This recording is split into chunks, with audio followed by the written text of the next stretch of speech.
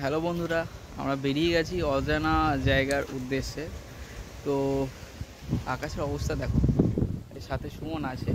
আকাশটার অবস্থা দেখাচ্ছে, এই যে আকাশটার অবস্থা, আবার সেই ঝোড়ো হাওয়া। আমি যে কোথায় যাব বুঝে উঠতে পারছি না, এত ঝোড়ো হাওয়া হলে হয়। এই যে তাল গাছ, সুমন রাইডিং করার জন্য রেডি। চলো সুমন, যাওয়া যাক তাহলে। আচ্ছা, আমরা আজকে যাচ্ছি কোথায়? ব্রিটিশ আমলের কিছু স্মৃতি আপনার সাথে সামনে তুলে ধরবো। ব্রিটিশ আমলের স্মৃতি। তো আমরা চলেছি পুরো জায়গার উদ্দেশ্যে।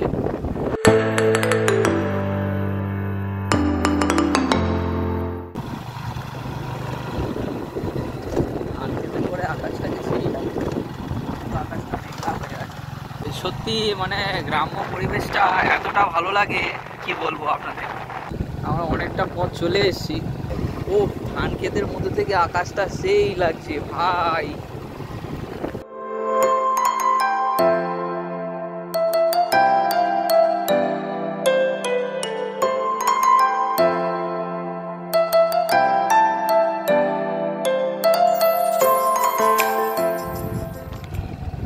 রাস্তার শেষ হচ্ছে না, যেতেই আছি আমরা।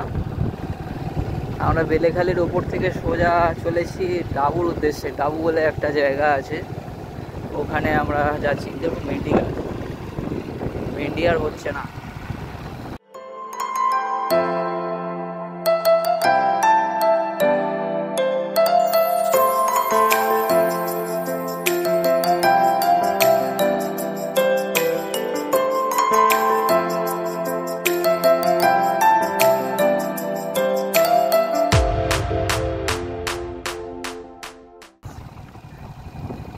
আই থিঙ্ক ডাবু এদিকে হবে, ডান দিকে, এদিকটা ডাবু হবে।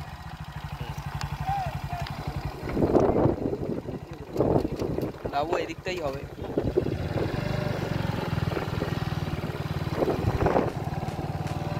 এই দিকটাই হবে। কি সুন্দর দৃশ্য দেখুন, যেন মনে হচ্ছে পাহাড়ের কোলে আমরা ঢুকছি। এত ভালো লাগছে। দেখ ভাই, ভিডিওতে কেমন আসছে, খোলামেলা কত সুন্দর, যেন পাহাড়ের কোলে আমরা ঢুকছি।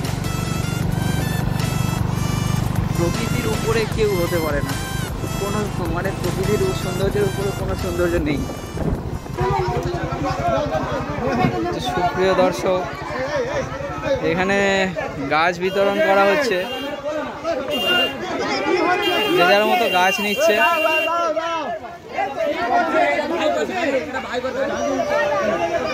সব যে যার মতো গাছ নিয়ে। ও দা, আমাকে একটা দাও। ও দা, আমাকে একটা দাও। সুমন ওইখানে আছে, এই গাছটা নিয়েছি। সুমন যা যা যা, আরেকটা নিয়ে যা। আমি যাবো না, জানা জানা জানা, আমি যাবো না, জানা ভাই, যাবো না। এই ঠিক আছে বোঝো। আরেকটা নেবো তো দুজনের জন্য। আচ্ছা, আমি আরেকটা নিয়ে আসি, সব দেখি আমি আরেকটা নিয়ে আসি।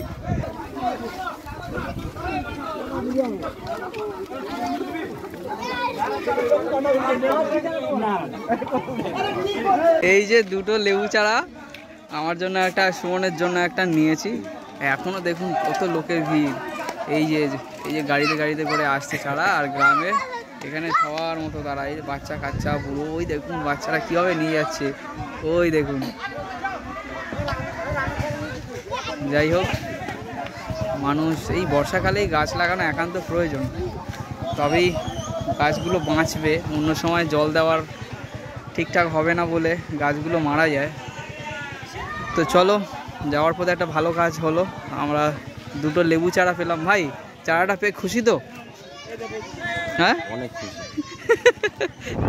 বন্ধুরা, দুটো লেবু গাছ নিয়েছিলাম। অলরেডি বৃষ্টি পড়া শুরু হয়ে গেছে, ছিটে ফোটা বৃষ্টি পড়ছে। দুটো লেবু গাছ নিয়েছিলাম, পরে আবার দুটো পেয়ারা গাছ নিয়েছি।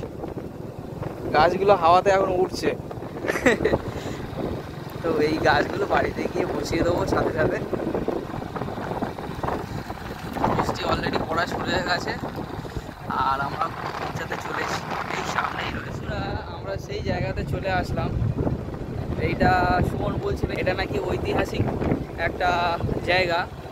আমি জাস্ট ব্যাক ক্যামেরাটা অন করে আপনাদেরকে দেখানোর চেষ্টা করছি। এই যে সেই জায়গাটা, ওখানে একটা গেট আছে।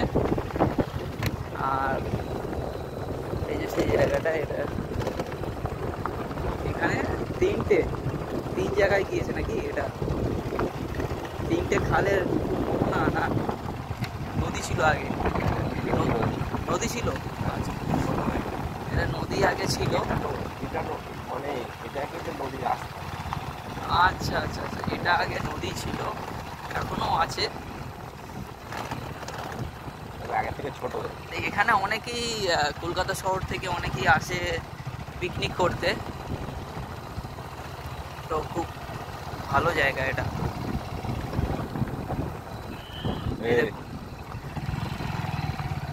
ভেড়া দেখতে পেলাম অনেকদিন পরে, এই দেখুন এ পাশেও রয়েছে ফ্রিতে, এখানে ফ্রিতে গরুরা ঘাস পায় খাওয়ার। এই একটা গেট, এই পাশেও একটা গেট আছে। আচ্ছা ভাই, ওই পারে যাওয়া সম্ভব? ওই পারে হ্যাঁ যাওয়া যাবে। আচ্ছা, আমরা যে ক্যাম্পটাতে এসেছি, এই ক্যাম্পটার নাম হচ্ছে ডাবু ইনোগ্রেশন ক্যাম্পাস। ফাইনালি আমরা গেট থেকে ভেতরে ঢুকে গেলাম। যে আমাদের এদিকে একটা গেট আছে আর এদিকে একটা গেট আছে। ভাই এটা কি ঐতিহাসিক কি আছে এটা? এই যে কাজগুলো দেখছো,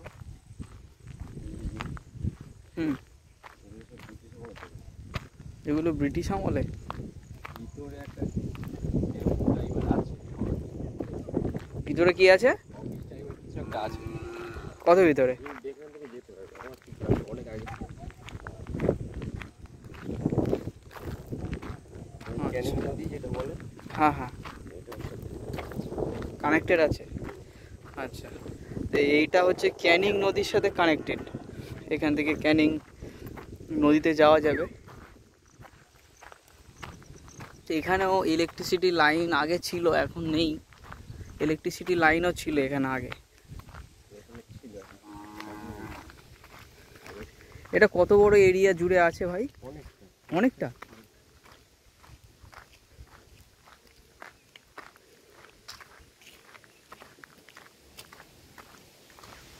বিশাল বড় এরিয়া তো রে ভাই। পুরোটাই কি পাঁচিল দিয়ে ঘেরা? পুরোটা? আচ্ছা, এইখানে কি কুমির টুমির কোনো কিছু করতো নাকি? এখানে পিকনিক স্পট।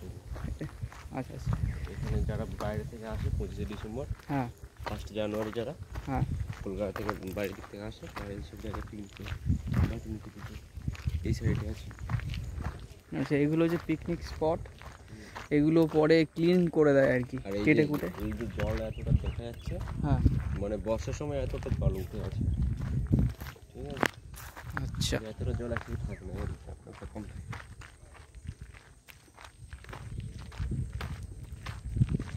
এই একটা গেট। গেট। আচ্ছা, আমরা সেই অদূর থেকে হেঁটে হেঁটে এখানে আসলাম। ঝড়ে কি হয়েছে দেখুন, গাছের শিকড় সমেত উপড়ে গেছে। আর এই গাছটা হচ্ছে গাব গাছ, কেউ যদি চেনেন, এই যে গাছটা গাব গাছ।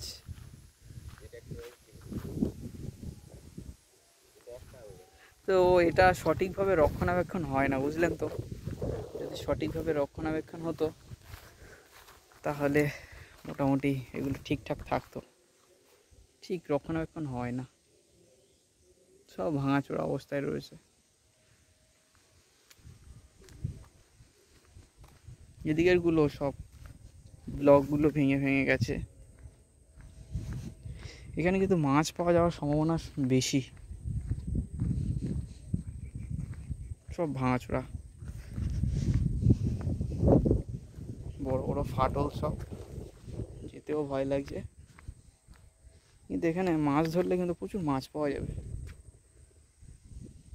অ্যাকচুয়ালি আমরা এখানে এসে মানে বর্তমান পরিস্থিতি যেটা আছে, পুরো এই যে শুকিয়ে গেছে, চর পড়ে গেছে। এগুলো একটা সময় পুরোপুরি নদী ছিল। সুমন বলল এই পাশে দুপাশেই নদী ছিল, পরবর্তীকালে চর পড়তে পড়তে পড়তে পড়তে ঠিক এখন এরকম অবস্থায় হয়ে গেছে, শুকিয়ে যাচ্ছে। এত বৃষ্টি হচ্ছে তারপরেও জল পাস হয়ে চলে যাচ্ছে। আর অলরেডি বৃষ্টি পড়তে শুরু হয়ে গেছে, ভিডিও মনে হচ্ছে আর করতে পারবো না। আর আমি আমার সামনের অবস্থাটা দেখাচ্ছি।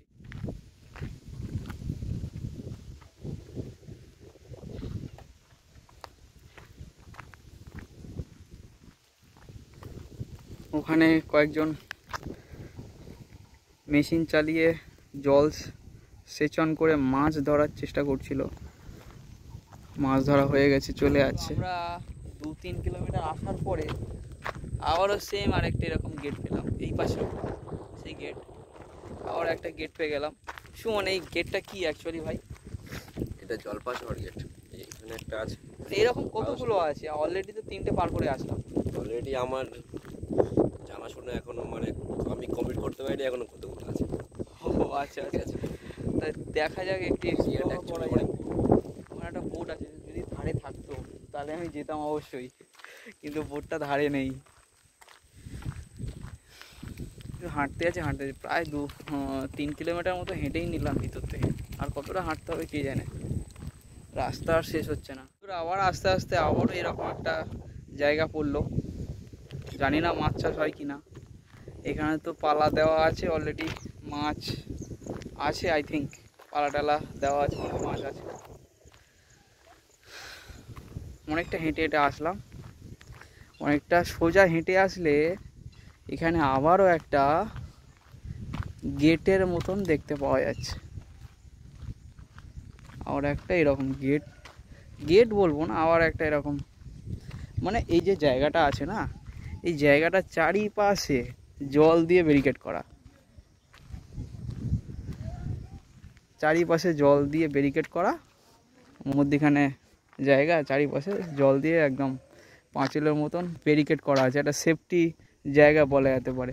হয়তো এখানে জানি না, হতেও পারে নাও হতে পারে, হয়তো এখানে জলদস্যুদের হাত থেকে বাঁচার জন্য বা কেউ শত্রুপক্ষ কেউ অ্যাটাক করবে সেই সময় হয়তো এরকম একটা প্ল্যানিং করেছিল।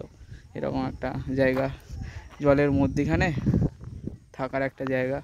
ওদেরকে আগেই বলেছিল একটা ট্যুরিস্ট স্পট, তো এখানে সবাই ঘুরতে এসছে।